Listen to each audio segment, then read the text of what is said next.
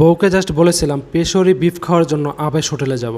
বউ বলল, আমাকে বিয়ে করে এনেছো কি কারণে? যদি এই পাকিস্তানি পেশরি বিফ তোমার বাইরে যেয়ে খেতে হয়, সেটা আমি তোমাকে রান্না করে দিচ্ছি, খাওয়ার পরে দেখো তুমি কেমন লাগে। যদি ভালো না লাগে তাহলে তুমি যেও।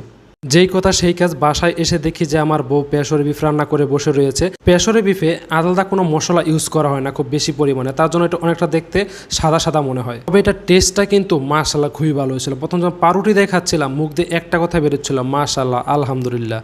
আর মাংসগুলো এরকমভাবে কুক হয়েছিল যে ধরার সাথে সাথে মুখে দেওয়ার সাথে একদম গলে যাচ্ছিল। এবার এটাকে বাদ দিয়ে খেয়ে দেখার পালা কিরকম হয়েছে। তো দেখতেই পাচ্ছেন খুবই নরম হয়েছে, যেহেতু এটা খুবই ভালোভাবে রান্না করা হয়েছে, কুক করা হয়েছে।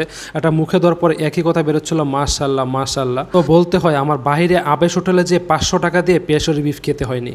উপায়ে কিভাবে আপনারা পেশরি বিফ তৈরি করবেন সেরকম যদি রেসিপি চান তাহলে অবশ্যই ভিডিও নিচে কমেন্ট করবেন। কমেন্টের উপরে ভিত্তি করে পরবর্তী আমি পেশরি বিফ রান্নার একটা আপনাদেরকে অবশ্যই একটা ট্রিক্স জানিয়ে দিব।